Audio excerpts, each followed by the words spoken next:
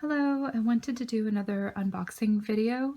So I'm going to be opening this Black Moon Astrology cards by Susan Shepherd. This oracle deck has 52 cards and a guidebook. So I ordered these a while back, and today is actually the new moon, and which is the same as the Black Moon. So I thought it would be a good day to open these, take a look at it.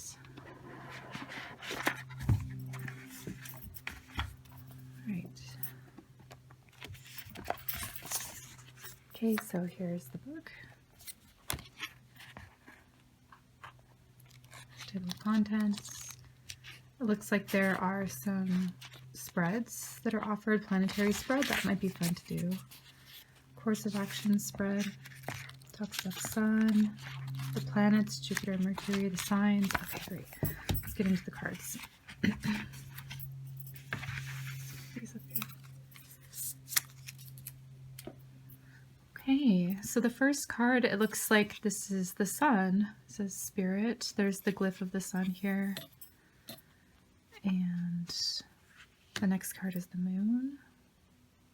It's interesting how it's green.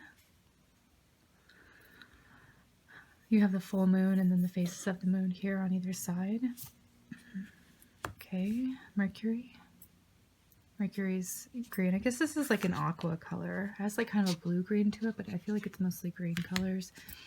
Mercury does represent green. Mercury is tied to the green color. And this is the mind. Okay. Venus. Nice. Mars. I like how it's red too. I just like the coloring on these. I think they're very kind of like psychedelic. Yeah. Saturn is about truth. Jupiter is abundance. You can see the Jupiter glyph here. There's a face. Chiron, healing. Uranus, genius. Neptune, sacrifice. Pluto, transformation. Ooh, this is cool. Black Moon, Lilith, mystery. This is like the same color scheme as the cover of this deck. So I guess there are 12 planetary cards. Okay, so we do have Uranus, Neptune, and Pluto, and then Chiron, and then the Black Moon, Lilith. I guess Lilith is like, it's technically an asteroid, right? But this author is including it with the planets. Okay, so then Aries is the first sign we come across here. And we have these association words, I am, I have for Taurus. Okay, this looks like it's a bull. Look, there's the constellation. Gemini. Cancer. I feel. What is the feeling you get with these cards when you look at them? I like the sundial for Leo, Virgo.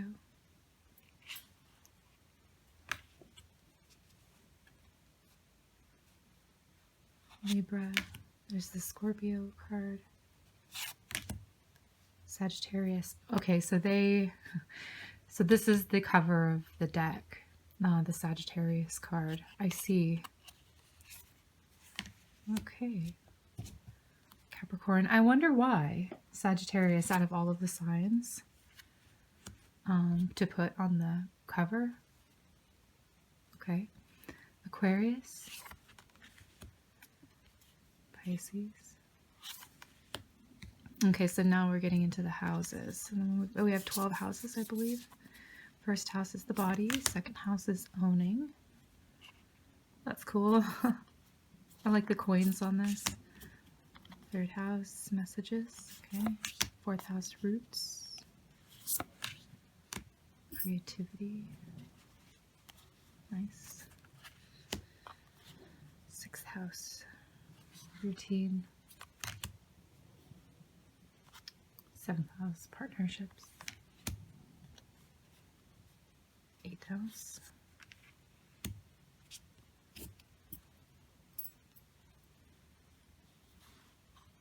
Ninth house. Huh. Faith. Okay, so I'm going to just interject my own opinion here. The eighth house, endings and beginnings. Yeah, I can see that. The eighth house is the house of transformation and death and change, rebirth, sudden ups and downs in life. Yeah, amongst other things, right? But the faith I do understand for being the ninth house. It's like higher learning, spirituality, things like that, definitely seen from the ninth house.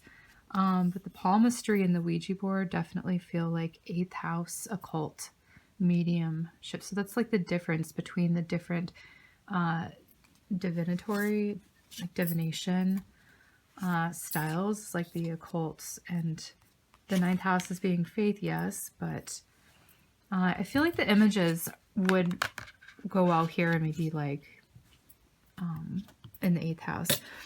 Anyway, 10th house, the world. I feel like I like the globe here. I feel like that's appropriate. Friends, yes, groups, associations, 11th house, that's cool. I mean, I'm not just looking at the artwork. I feel like the art has to match the actual meaning, messages, right? 12th house, escape. And then we're getting into the elements. Okay. I feel like there's all, like, you can see that there are planets, signs, houses, and elements. So it's very comprehensive. I like how much variety you get with these cards. Earth, air, water.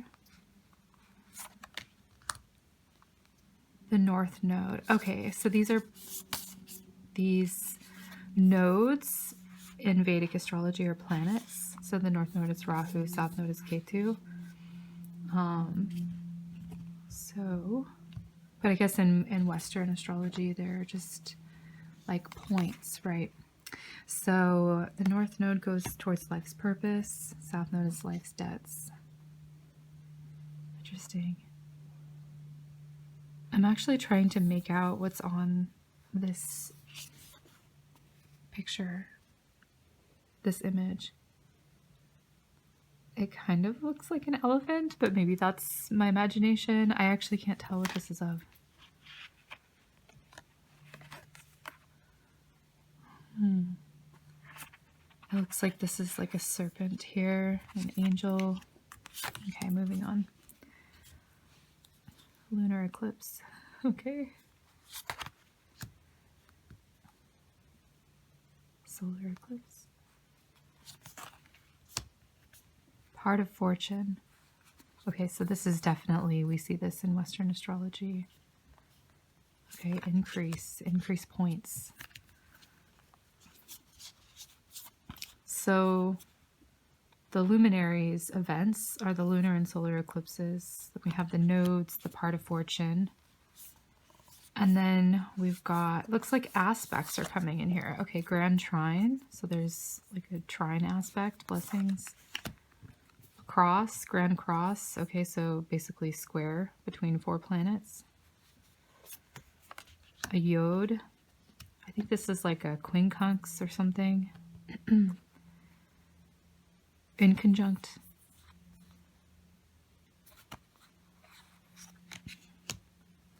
Okay, so now we've got returns of certain planets. Okay, Jupiter return. Saturn return. Mercury retrograde. Okay. So no, there's not a Mercury return card, but there's a Mercury retrograde. Okay. Void of course moon. Okay. Another lunar transit. I feel like this deck has some popular Western aspects here. I'm wondering about oppositions, conjunctions. It doesn't feel complete as far as like the aspects go, or the planetary returns. Like Jupiter return and Saturn return are significant. Solar return would be cool, maybe to put in there. I feel like I'm just critiquing this now, but I wanted to look at it with you. And just sort of add, I guess, my personal opinions or notes. Feel free to add yours in the comments too if you want.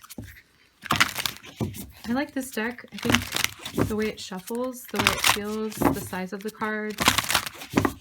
They feel big, but they feel manageable as well. It's a thicker cardstock, but it's also kind of has like a matte finish that's not sticky, so they slide well. I think they're made well. I like the pictures, I like the images for the most part.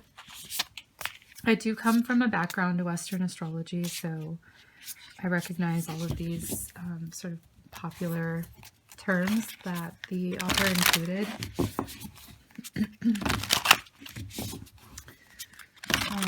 Some of the, I know it's not a Vedic astrology deck, but I feel like some of them like even apply, like Rahu and Ketu, the north and south nodes. So I'm just going to shuffle to do like a quick layout and just communicate with the deck. So anytime I do an unboxing video, I always do an interview spread at the end.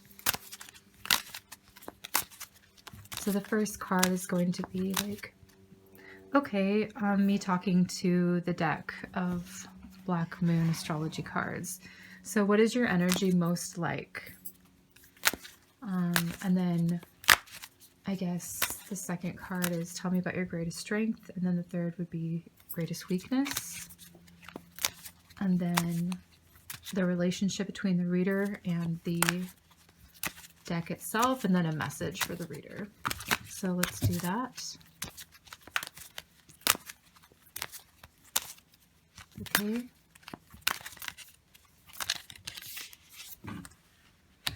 So this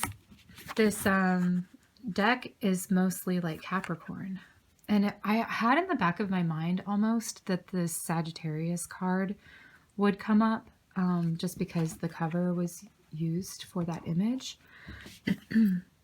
But I think that I like that they're created to be used, and they're just very practical. Like they're tangible. They're something to use as a tool, basically. So I feel like this is really appropriate. And by the way, if you do sidereal astrology or Vedic astrology like myself, today is actually the new moon in Capricorn, along with this whole planetary stellium of Saturn, Jupiter, Mercury, Venus, the Sun, the Moon, all the planets basically except for Rahu and Ketu, and then Mars I think is still in Aries. But it's interesting that I've had this deck for a while, and I just now decided to open it when all of these planets and this new moon was happening in Capricorn. So I feel like this is very much the energy of now and the energy of the deck. Interesting. So the greatest strength is Aquarius, I know. So it has a lot of things to share, a lot of wisdom to impart. Also, Aquarius is like the sign of astrologers and astrology. Let me just cut the cards a couple more times. Okay, so the greatest weakness. Okay. The greatest weakness is the 9th house of faith. Yeah, maybe because I was kind of dogging on this card a little bit. Like, I don't feel like I was criticizing it, and I feel like no accident that I selected this as being its weakest. And maybe that's just for the things that I mentioned before, of like how I don't feel the image matches the energy of the 9th house per se. But okay. And then let's cut the cards a couple more times and look at the relationship between the reader and the deck itself. Desire, fire element. Wow, a lot of people I think would like this deck for sure. It's very, fire is all about energy and action, and it's basically being in use. I feel like this is a popular deck, and it moves energy quickly. Okay. It might also just be divinely inspired as well with that fire element. Fire elements rule the signs of fire signs, right? So Aries, Leo, Sagittarius. So we have that trine. Agni, right? Fire. Okay. So I'm going to pull a message for the reader from the deck. Okay. 8th house, endings and beginnings. This is the house of the occults, and tarot readers come from this house. So astrologers, tarot readers come from the 8th house. So I feel like this deck is obviously appropriate for people who love astrology and tarot. This Black Moon Astrology cards I think are worthwhile for sure. Kind of want to do one more spread, and I think it's the one that I saw at the very beginning in this book. It looked like the, let's see, here it is. Yeah, Planetary Spread.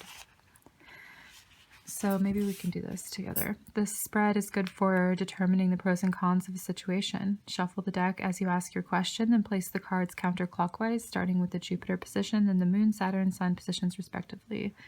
Read the cards according to their positions. Jupiter, what is working? What to take advantage of? Moon, what is hidden from you? What you do not have knowledge of yet? Saturn position, what is earned? What needs to be put in? And the Sun is the outcome based on current trends. Okay, current, I guess, energy as it is now, right? So we're going to lay out 4 cards: Jupiter, Moon, Saturn, and the Sun. Okay. So if you're watching this, this might be a message for you. The way the design was like a cross, and I don't know if there's enough space in the shot here, but we'll try. Okay, so Jupiter, Moon, Saturn, and Sun. Jupiter. 11th house, friends. Okay. Moon. Water. Oh, interesting. Well, the moon is definitely directly related to water because the moon is watery. It's the water element. Interesting. Okay. Saturn. What needs to be worked on? What needs work? Scorpio. Transformation. Move this up a little bit. There. Okay. And then the last one is the Sun. The 10th house, the world. Okay, perfect. Sun is very strong in the 10th house. It's like high noon, basically, during the day. Okay, so Jupiter position, what is working? Friends. So your collaborations, your group efforts, your group affiliations, associations, friends, acquaintances, people that you talk to online. That's the 11th house. That's what's working, and that's what you can take advantage of. It's like you're having support possibly from the people around you. What's hidden from you? Sensing, the moon, water. So sensing is just what is a feeling or what you're able to perceive, but not necessarily understand or identify clearly. This is definitely like having things below the conscious mind that rise up to the surface. So things that will be in the subconscious mind that are revealed to the conscious mind. It's basically something coming to your awareness that your soul knows about. And so I kind of feel like the answer would be like things will be revealed to you as needed and in time. Okay, so the Scorpio, I transform, is the Saturn position, and this is what is earned from the work that is put in. So if you put the work in, you will transform your circumstances. probably for the better, right? And if the work is not put in, then your circumstances may transform for the worse, right? So always do your best. That's all that's required, right? And then the Sun card is the outcome based on current trends, current events, current energy as it is now. 10th house is the world, which is accomplishment, achievement, victory, reaching your goals, doing your karma, basically.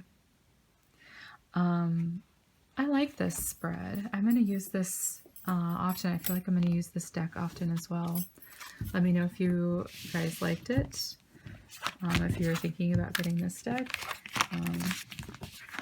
I would recommend it.